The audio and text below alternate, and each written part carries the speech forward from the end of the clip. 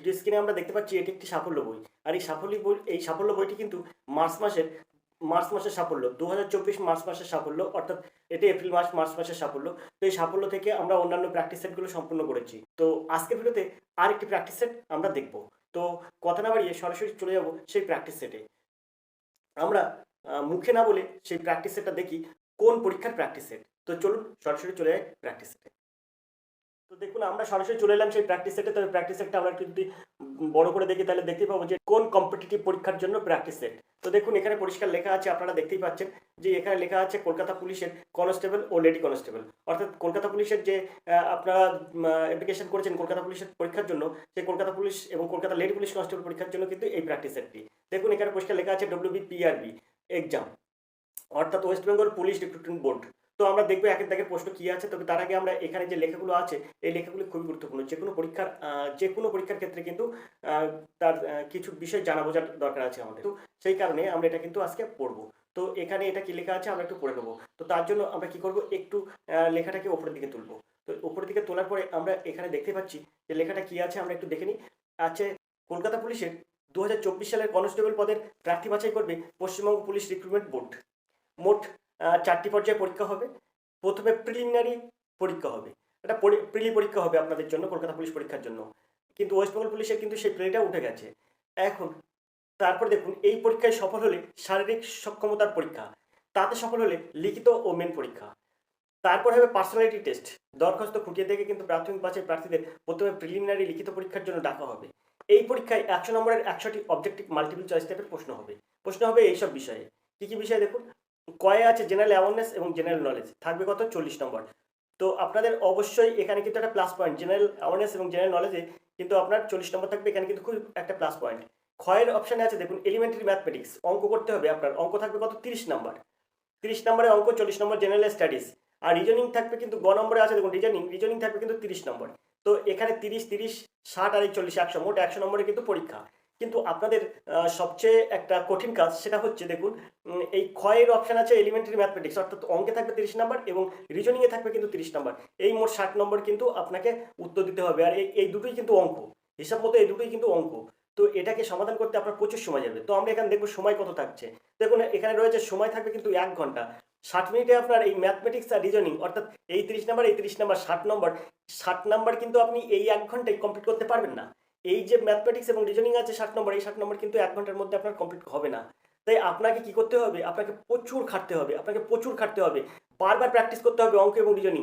General awareness বা general knowledge সেটা তো পড়তে হবে, পড়ে আপনার প্র্যাকটিস করতে হবে। আর এলিমেন্টারি ম্যাথমেটিক্স এবং রিজনিং আপনাকে শুধু দেখলে হবে না, এগুলো পড়তে হবে, এগুলো আপনাকে প্র্যাকটিস করতে হবে, ম্যাথমেটিক্স এবং রিজনিং। আর আমরা কিন্তু এই প্র্যাকটিস করাচ্ছি প্রতিনিয়ত আপনাদের জন্য। আমরা কলকাতা পুলিশ কনস্টেবল প্র্যাকটিসের প্রতিনিয়ত প্র্যাকটিস করাচ্ছি, এছাড়াও করাচ্ছি কিন্তু পিএসসি ক্লার্কশিপ পরীক্ষার প্র্যাকটিসের, এছাড়াও কিন্তু মিসলেনিয়াসের প্র্যাকটিসের। আমরা কিন্তু প্রতিনিয়ত আপনাদের জন্য বিভিন্ন রকম প্র্যাকটিস সেট নিয়ে আসছি। কলকাতা পুলিশ কনস্টেবলের জন্য যে অঙ্ক এবং রিজনিং সেটাও কিন্তু আমরা বারবার প্র্যাকটিস সেট আনছি। তো আপনারা প্র্যাকটিস সেটগুলো দেখুন এবং বারবার প্র্যাকটিস করুন। দেখুন সব অঙ্কের মূল কথা হচ্ছে আপনার প্র্যাকটিস হলে দেখবেন যে কোনো অঙ্ক আপনি সহজে সমাধান করতে পারবেন। তো এখানে পরে কি আছে দেখুন, নেগেটিভ মার্কিং আছে। এই যে নেগেটিভ মার্কিং আছে এইটা কিন্তু আপনাদের মাইনাস পয়েন্ট, এখানে কিন্তু আপনাদের মানে একটা ভুল হলে কিন্তু নেগেটিভ মার্ক হয়ে যাবে। তো সেই ক্ষেত্রে 4টি প্রশ্ন ভুল উত্তরের জন্য আপনি যদি 4টি প্রশ্ন উত্তর ভুল করেন তার জন্য প্রাপ্ত নম্বর থেকে 1 নম্বর কাটা হবে, 4টি ভুলে 1 নম্বর কাটা হবে। প্রশ্ন হবে বাংলা ও নেপালি ভাষায়। এই পদের প্রিলিমিনারি লিখিত পরীক্ষা ঠিক যে ধরনের প্রশ্ন আসার সম্ভাবনা তেমনই একসেট প্রশ্ন তৈরি করছেন কে, প্রতিযোগিতামূলক পরীক্ষার বিশেষজ্ঞ প্রমা দাস। তো চলুন সরাসরি চলে যাই প্র্যাকটিসটা কেমন হতে চলেছে। চলুন একের দাগের প্রশ্ন কি আছে দেখবো। আমরা একের দাগের প্রশ্ন দেখবো। দেখুন ইবন বতুতা কার রাজত্বকালে ভারতে আসেন?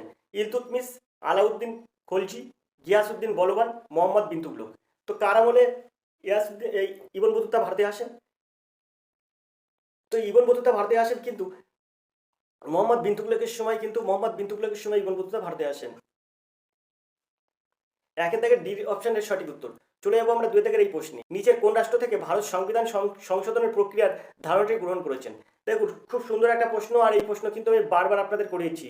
এখানে বলছে কোন রাষ্ট্র থেকে ভারত সংবিধান সংশোধন প্রক্রিয়ার ধারণাটি গ্রহণ করেছেন। এই সংবিধান একটা সংশোধন করার প্রয়োজন হচ্ছে। আমাদের ভারতীয় যে সংবিধান আছে সেই সংবিধান কখনো কখনো কিন্তু সংশোধন করার প্রয়োজন হয়। সেইখানে আমরা কোন রাষ্ট্রের সংশোধন প্রক্রিয়ার ধারণাটি গ্রহণ করি। তো এখানে অপশন আছে ব্রিটেন, মার্কিন যুক্তরাষ্ট্র, দক্ষিণ আফ্রিকা, জার্মানি। তো এখানে এর সঠিক উত্তর কি হবে? তো 2 এর সঠিক উত্তর হবে সি, দক্ষিণ আফ্রিকা।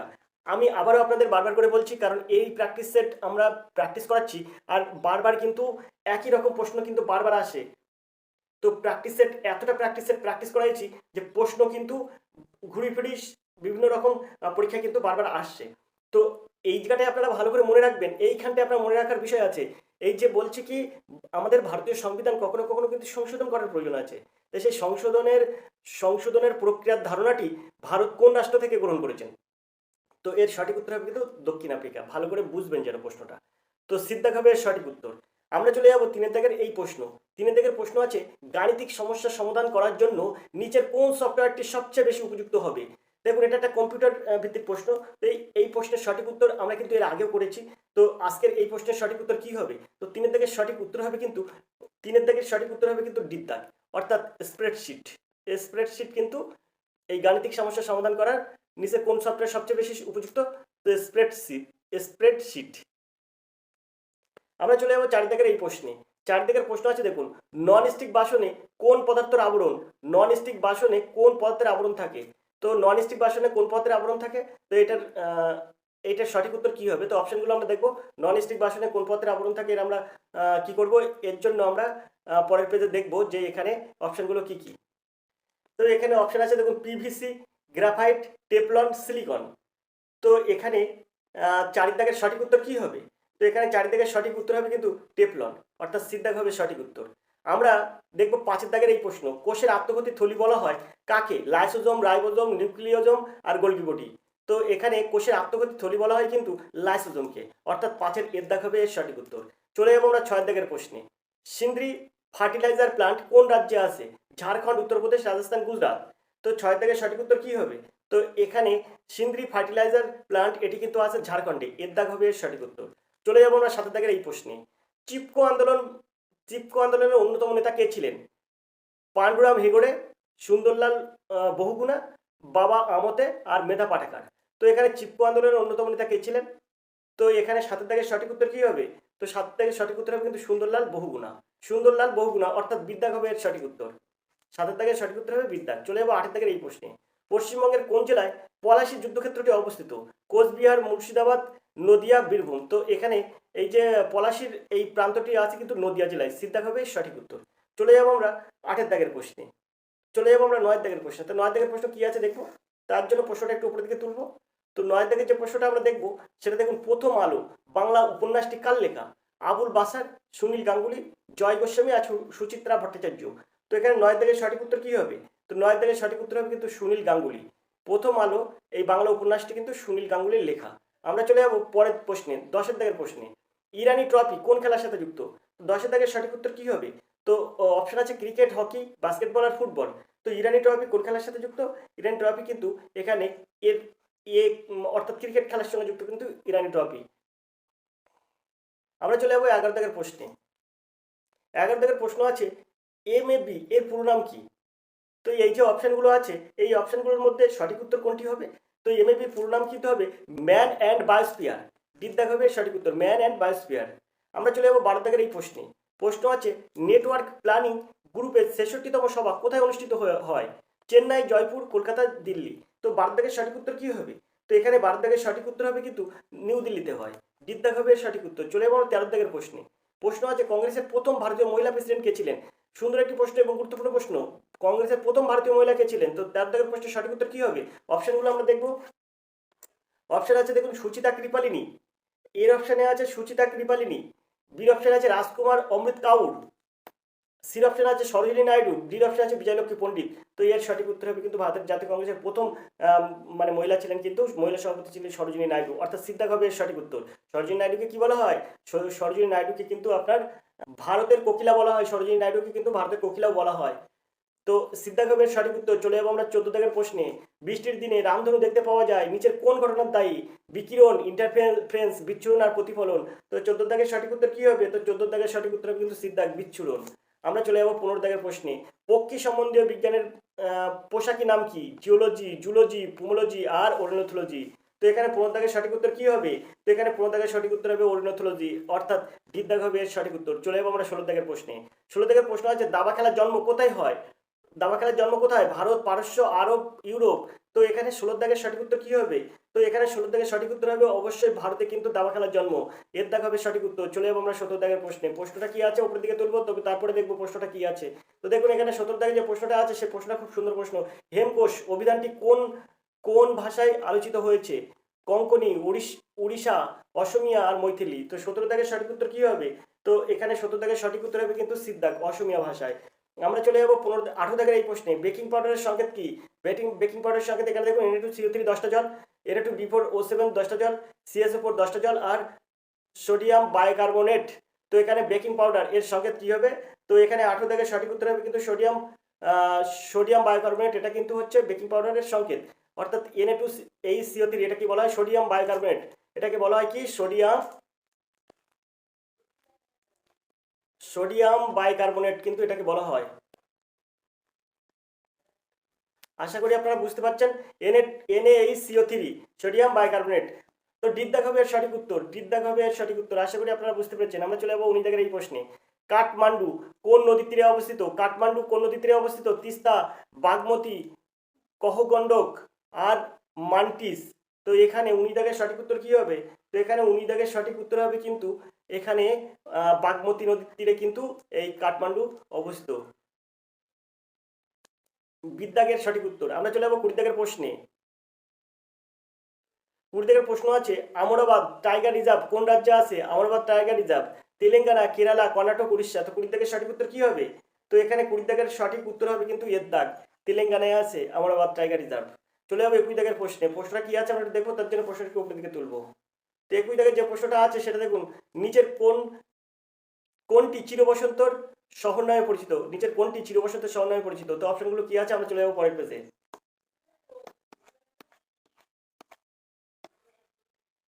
22 দাগের যে প্রশ্ন, 21 দাগের যে প্রশ্ন আছে তার অপশন আছে দেখুন, রোম, লাসা, কুয়েটো আর ভেনিস। তো 21 দাগের সঠিক উত্তর কি হবে? তো অবশ্যই কিন্তু কুয়েটোকে কিন্তু চিরবসন্তের দেশ বলা হয়, অর্থাৎ সিদ্ধার্থ হবে সঠিক উত্তর। চলে যাবো 22 দাগের এই প্রশ্নে। সানা কোন দেশের সংবাদ সংস্থা? সৌদি আরব, সংযুক্ত আরব আমিরাত, সিরিয়া আর ওমান। তো এখানে 22 দাগের সঠিক উত্তর কি হবে? তো 22 দাগের সঠিক উত্তর হবে কিন্তু সিরিয়ার কিন্তু এই সানা সংবাদ সংস্থা কিন্তু সিরিয়ার, এটা সিদ্ধার্থ হবে সঠিক উত্তর। চলে যাবো 23 দাগের প্রশ্নে। স্কেল অ্যাপ কিসের সঙ্গে সম্পর্কিত? স্কেল অ্যাপ কিসের সঙ্গে সম্পর্কিত? চামড়া শিল্পে, সিমেন্ট শিল্পে, পর্যটন শিল্প আর লবণ শিল্প। তো 23 দাগের সঠিক উত্তর কি হবে? তো এখানে 23 দাগের সঠিক উত্তর হবে কিন্তু চামড়া শিল্প কিন্তু স্কেল অ্যাপ ব্যবহার করা হয়। আমরা চলে যাবো 24 দাগের প্রশ্নে। রেড ফ্ল্যাগ এক্সারসাইজ কোন দুটি দেশের মধ্যে হয়? ভারত ও চীন, ভারত ও ওমান, ভারত ও জাপান, ভারত ও মার্কিন যুক্তরাষ্ট্র। তো 24 দাগের এখানে 24 দাগের সঠিক উত্তর কি হবে? তো এখানে 24 দাগের সঠিক উত্তর হয়ে যাবে কিন্তু ডি দাগ, অর্থাৎ ভারত ও মার্কিন যুক্তরাষ্ট্র। ডি দাগ হবে এর সঠিক উত্তর। চলে যাবো আমরা 25 দাগের প্রশ্নে। 25 দাগের প্রশ্ন আছে দেখুন, কোন জাতীয় উদ্যানে গোল্ডেন ল্যাঙ্গুর প্রাণীটি দেখা যায়? কোন জাতীয় উদ্যানে গোল্ডেন ল্যাঙ্গুর প্রাণীটি দেখা যায়? তো তার জন্য আমরা কি করব? অপশন, কোন জাতীয় উদ্যানে গোল্ডেন ল্যাঙ্গুর দেখা যায়? তো আমরা অপশনগুলো দেখবো। তো অপশনগুলো এখানে কিন্তু নিচে অপশন বোঝা যাচ্ছে না, তার জন্য আমরা কি করব, প্রশ্নটা একটু উপরের দিকে তুলবো। তো প্রশ্নটা উপরের দিকে তোলার পরে আমরা দেখবো গোল্ডেন ল্যাঙ্গুর দেখা যায়। গোল্ডেন ল্যাঙ্গুর কোথায় দেখা যায়? দেখা যায় হচ্ছে শিমলিপাল জাতীয় উদ্যানে, ভিতরকোনা জাতীয় উদ্যান, কাঞ্চনজঙ্ঘা জাতীয় উদ্যান আর রায়মোহন জাতীয় উদ্যান। তো এখানে সঠিক উত্তর হয়ে যাবে কিন্তু রায়মোনা জাতীয় উদ্যান। ডিদ্দাগ হবে সঠিক উত্তর, রায়মোনা জাতীয় উদ্যান।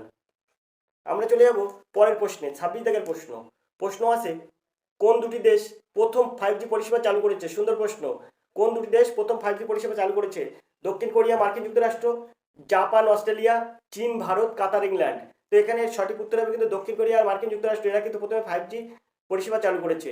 আমরা চলে যাবো 27 দাগের প্রশ্নে। প্রশ্ন আছে 31তম প্যারালাল লাইন দুটি কোন দেশের সঙ্গে যুক্ত? ভারত, চীন, ইরাক, ইরান, কানাডা, মার্কিন যুক্তরাষ্ট্র, পাকিস্তান আর আফগানিস্তানের মধ্যে। তো এখানে 31তম প্যারালাল লাইন এটা কোন দুটি দেশের মধ্যে অবস্থিত? তো 27 দাগের সঠিক উত্তর কি হবে? তো এর সঠিক উত্তর হবে কিন্তু বিদ্যাগের সঠিক উত্তর, ইরাক ও ইরানের মধ্যে কিন্তু 31তম প্যারালাল লাইন আছে। দুটি দেশের মধ্যে, ইরাক ও ইরান দুই দেশের মধ্যে কিন্তু 31তম প্যারালাল লাইন।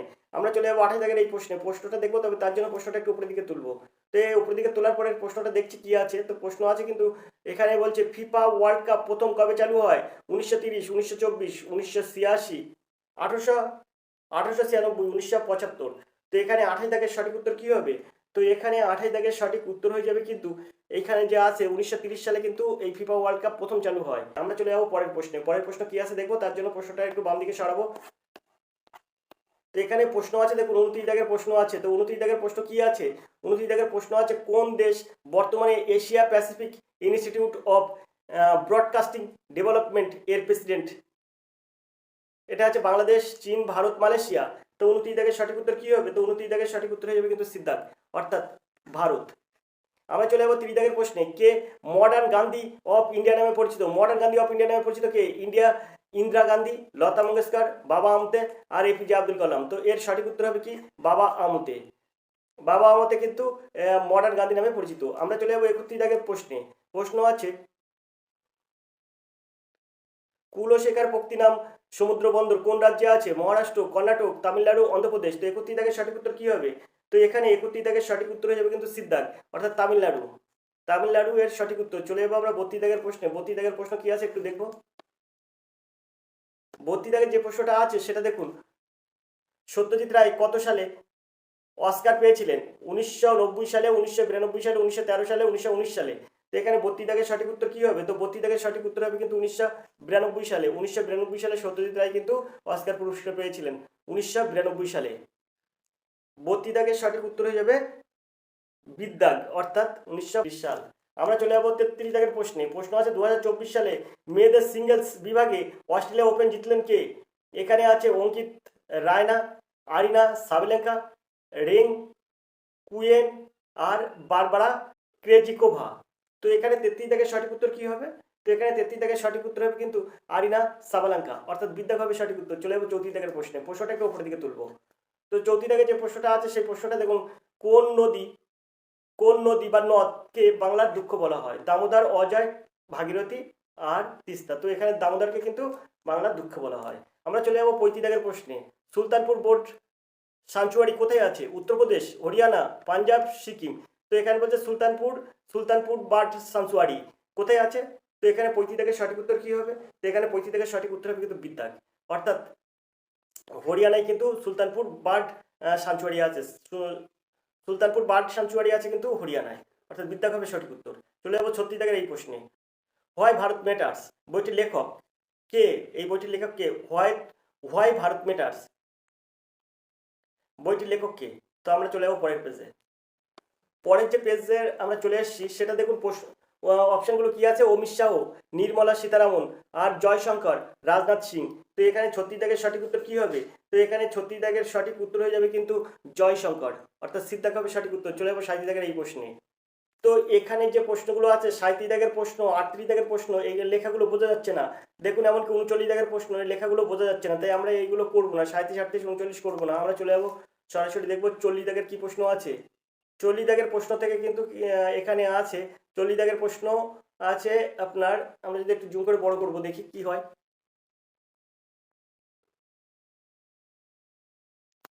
দেখুন এখানে 39 দাগের প্রশ্নটা বোঝা যাচ্ছে। 39 দাগের প্রশ্ন আছে, কত সালে প্রথম বিশ্বযুদ্ধ শুরু হয়? তো 1905, 1939, 1914, 1947। তো এখানে 39 দাগের সঠিক উত্তর কি হবে? তো এখানে 39 দাগের সঠিক উত্তর হবে কিন্তু এই যে 1914 সালে, মানে কত সালে প্রথম বিশ্বযুদ্ধ শুরু হয়? 1914 সালে, অর্থাৎ 39 দাগের সিদ্ধাগের সঠিক উত্তর। চলে যাবো 40 দাগের এই প্রশ্নে। এখানে বলছে ইকামারা প্রজেক্টটি কোন রাজ্যের? পশ্চিমবঙ্গ, মধ্যপ্রদেশ, উড়িষ্যা, কর্ণাটক। তো এখানে 40 দাগের সঠিক উত্তর কি হবে? তো 40 দাগের সঠিক উত্তর হবে কিন্তু উড়িষ্যা। এটা ইকামারা প্রজেক্টটি কিন্তু এই প্রজেক্টটি কিন্তু উড়িষ্যায় অবস্থিত। ইকামারা প্রজেক্ট এটা কিন্তু উড়িষ্যা রাজ্যে এই প্রজেক্টটি অবস্থিত। এটি কিন্তু উড়িষ্যা রাজ্যের প্রজেক্ট। ইকামারা এটা কিন্তু উড়িষ্যা রাজ্যের প্রজেক্ট, অর্থাৎ সিদ্ধার্থ হবে সঠিক উত্তর। তো এই ছিল আজকে 40টা প্রশ্ন। এই প্রশ্নগুলো কিন্তু আমরা আজকে আপনাদের জন্য করলাম। তো এর পরবর্তী প্রশ্নগুলো কিন্তু আগামী ভিডিও অবশ্যই আসবে। তো তার জন্য দেখতে থাকুন আর এডুকেশন স্কুল।